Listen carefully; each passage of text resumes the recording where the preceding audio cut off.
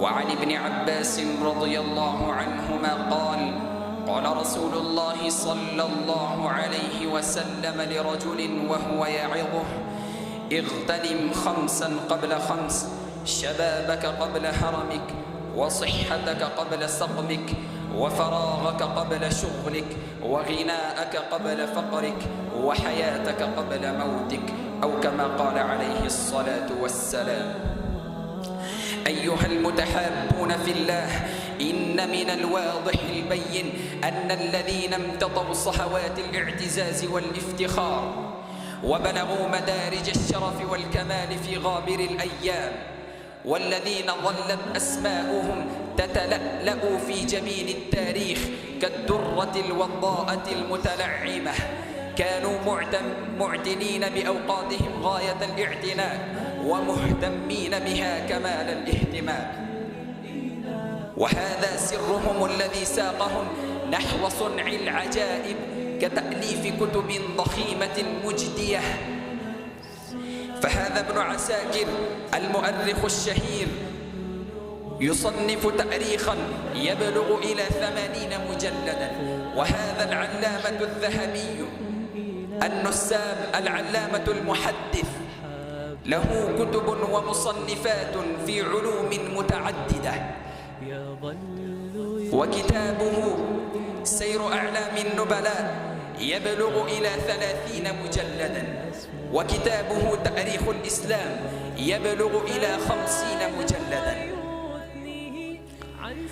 فيا أيها المتحابون في الله، هل فكرتم يوما في هذه العجيبة المدهشة؟ وهل تدبرتم ساعة في هذا النتاج العلمي المبهر؟ هل تفكرتم يوما في هذه المآثر التي خلدوها لأبنائهم؟ نعم، لو فكرنا في هذه المهمة وأجلنا خيالنا في مضمارها لرأينا الأمر عيانا، أن الأمر التي دفعتهم لأبنائهم في مثل هذه العجائب هي استغلالهم للوقت وانتزاههم لأيامهم بل لساعاتهم الثمينة. فكان شغلهم الشغال، كانوا يطالعون الكتب ويقرؤون، فكان شغلهم الشغال القراءة والكتابة والمطالعة، حتى عند المشي والطعام كانوا يطالعون ويقرؤون. يقول الجاحظ: سمعت الحسن اللؤلؤي يقول: غبرت 40 عاما ما قلت أي ما نمت القيلولة ولا بت ولا اتكأت إلا والكتاب موضوع على صدري.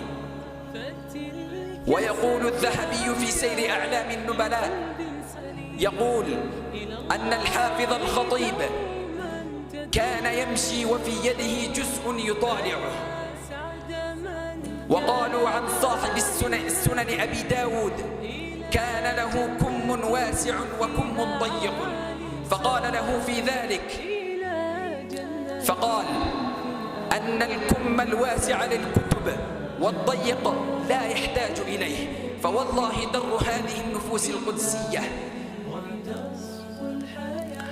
ومن المعلوم أن الشعوب والأمم التي لا تعبأ بأوقاتهم الذهبية هي شعوب وأمم فاشلة جاهلة ميتة، فلا تخضعوا ولا تنهضوا، بل انهضوا وهبوا إلى المطالعة الكتب والدروس التي قرأتموها، فإن عمرنا محدود وأيامنا محدودة والأعوام التي نعيشها محدودة. يقولون أن الدنيا 3 أيام، أمس عشنا ولن يعود، أي عشت الأمس لا يعود أبدا، واليوم نعيش ولن يدوم، والغد لا ندري أين سنكون. فحافظوا على أوقاتكم الذهبية، استغللوا على أوقاتكم الذهبية. والقدوة الحسنة والأسوة الصادقة في هذا الباب لنا هو أسلافنا الأبرار، كانوا يطالعون الكتب في المشي، وكانوا يطالعون الكتب عند الطعام، فاستغللوا أوقاتهم. فيا أيها الإخوان، ما بقي لنا هذه السنة إلا شهرين، فاستغللوا هذين الشهرين، أي طالعوا كتبكم ودرسوا من البداية إلى النهاية، وإلا فالوقت كالسيف إن لم تقطعوه لقطع.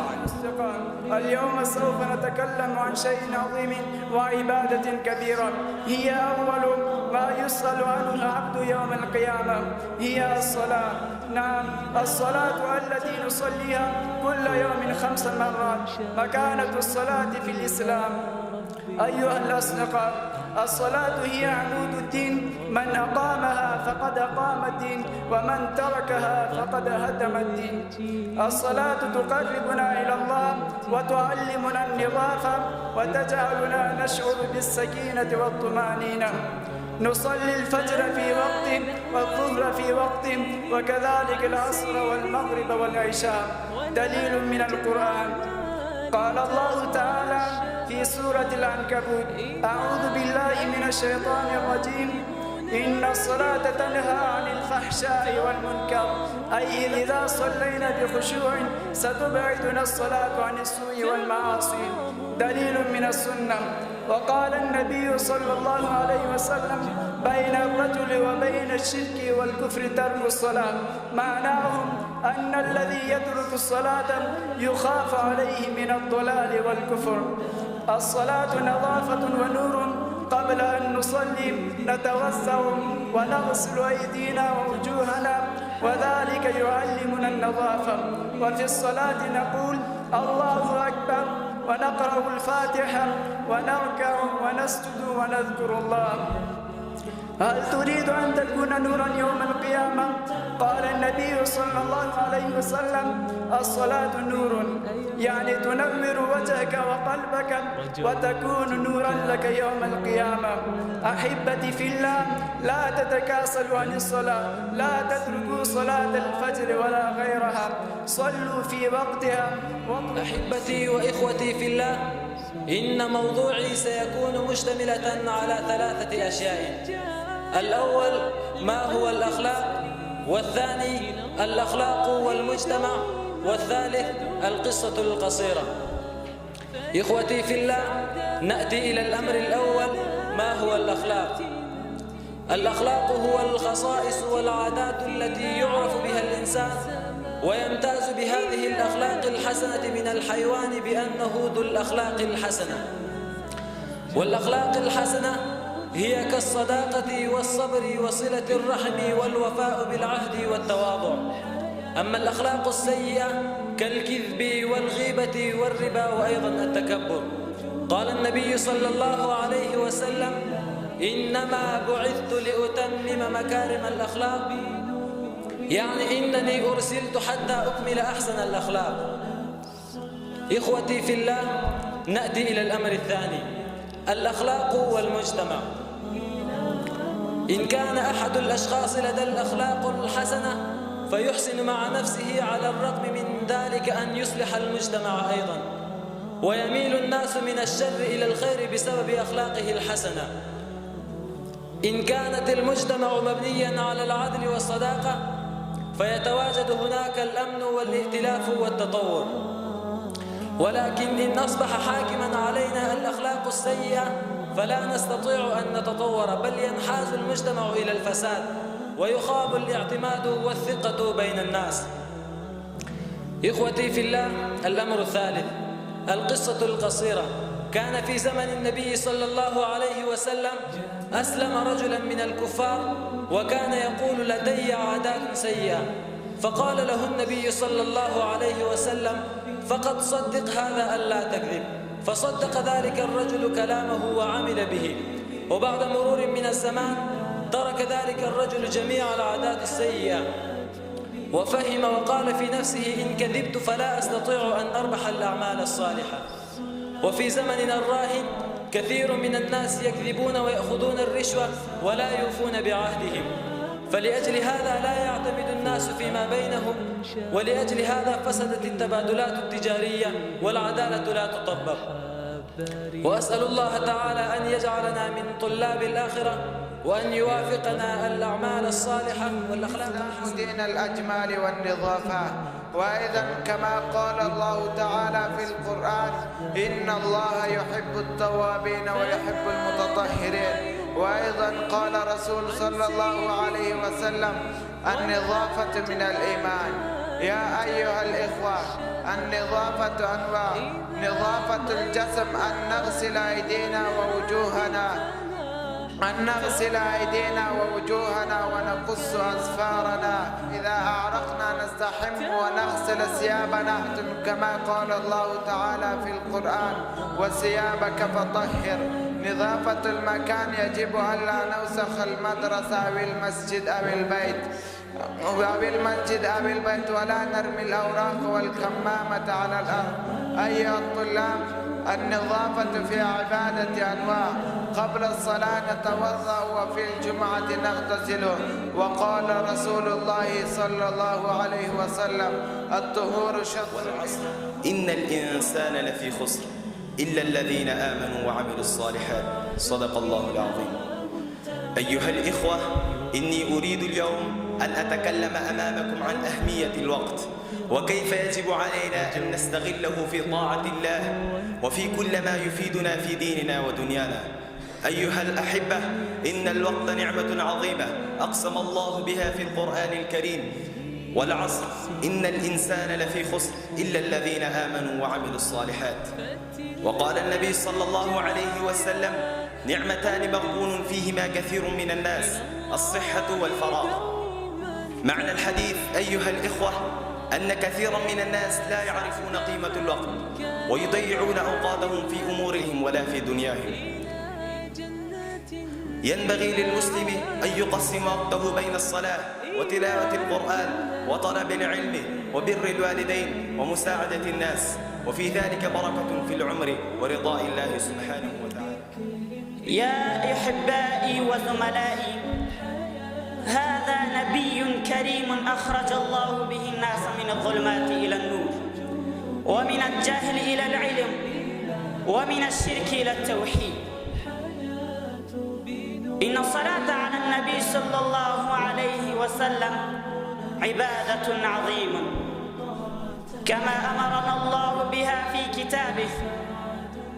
أعوذ بالله من الشيطان الرجيم. بسم الله الرحمن الرحيم. إن الله وملائكته يصلون على النبي يا أيها الذين آمنوا صلوا عليه وسلموا تسليما. إن الصلاة على النبي صلى الله عليه وسلم تعني الدعاء له برحمة وبركة وسبب لقرب العمل النبي صلى الله عليه وسلم في يوم القيامة، كما قال رسول الله صلى الله عليه وسلم: أول الناس بي يوم القيامة أكثرهم على الصلاة. رواه الترمذي. إنها سبب لمغفرة الذنوب، وسبب لكافية العبد همومه، وسبب القرب العبد من ربه، وسبب للنيل شفاعة النبي صلى الله عليه وسلم في يوم القيامة، كما قال رسول الله صلى الله عليه وسلم: أكثر علي من صلاة يوم الجمعة فإن صلاتكم معروضة علي. رواه أبو داود. يا أيها الأحبة، نحن نحتاج أن نكثر الصلاة على النبي صلى الله عليه وسلم، ولنعلم أبناءنا ولنجعلها عادة في بيوت في كل مجلس نجلس فيه، فإن ذلك أحبتي نورا ورسالة ومفتاح المعرفة، وسبب في رفعة الأمم ونهضة الشعوب، وأعظم الكتب وأشرفها كتاب الله القرآن الكريم، وكل كتاب يقربك إلى العلم والفهم فهو نعمة تستحق التوقير والتقدير. احترام الكتاب يدل على حسن التربية وعلوي الهمة، فلا تجعل الكتاب ممتهنا، ولا تضعه في الأرض، ولا ترمه، ولا تمزقه، بل أحسن إليه، فإنه صاحبك وأنت في دار التعلم، وهو صديقك حتى بعد الوفاة. كان السلف إذا أرادوا أن يقرأوا كتابا توضأوا وجلسوا بخشوع، وقال أحدهم: لو كنت أقلب صفحات الكتاب بلطف كأنها صحفا مقدسة. وقال أحمد بن حنبل رحمه الله تعالى: ما مسست كتاب علمي إلا وأنا على طهارتها، فكيف بكتاب الله وكيف بكتب العلم التي تتعلم منها الدين والدنيا؟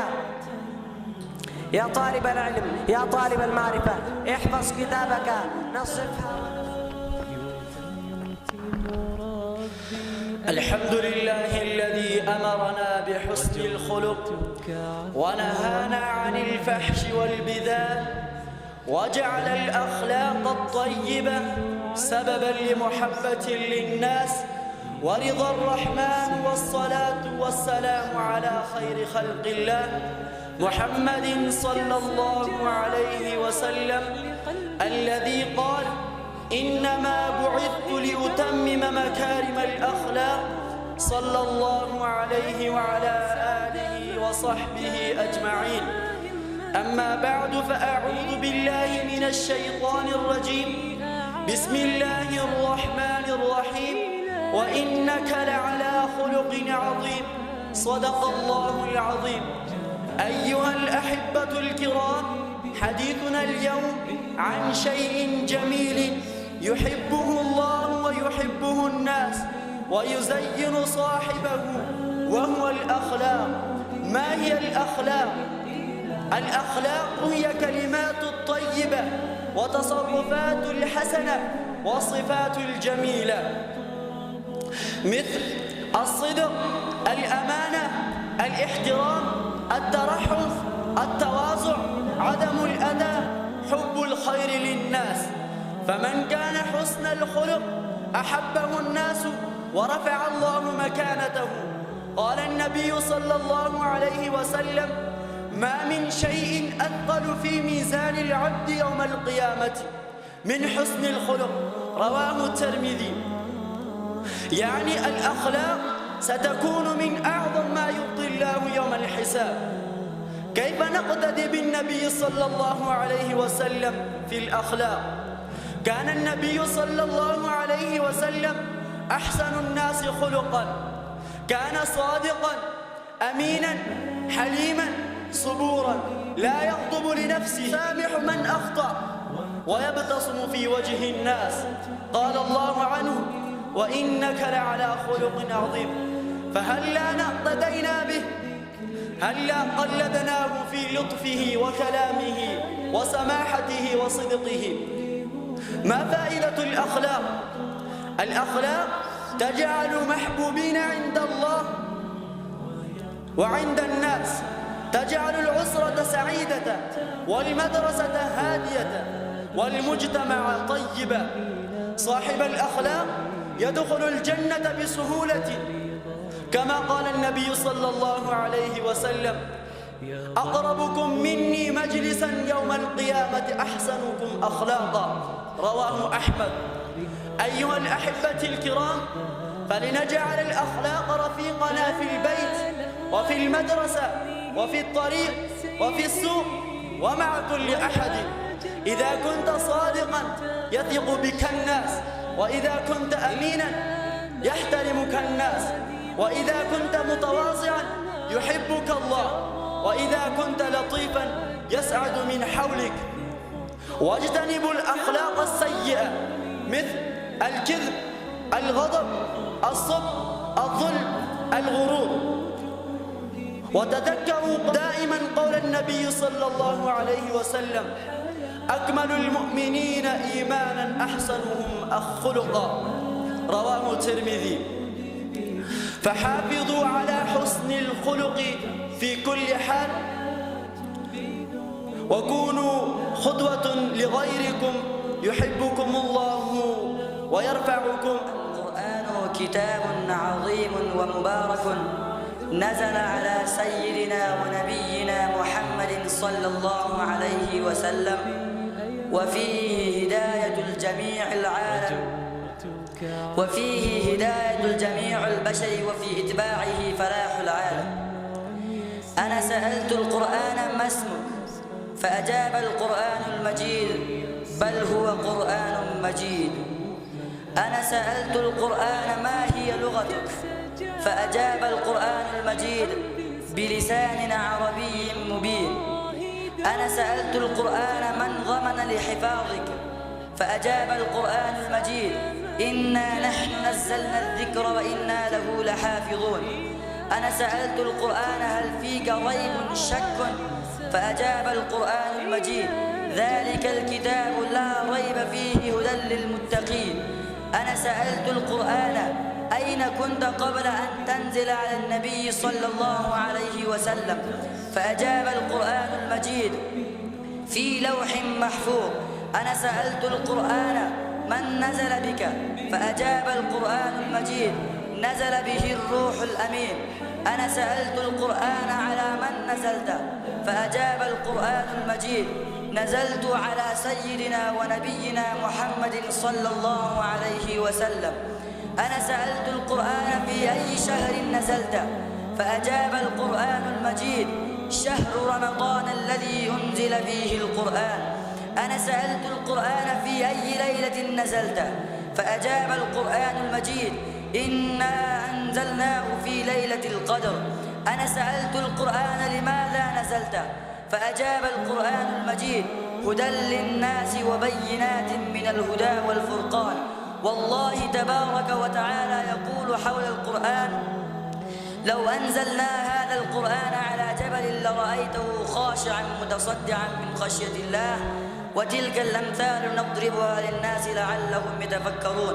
وقال النبي صلى الله عليه وسلم خيركم من تعلم القرآن وعلمه.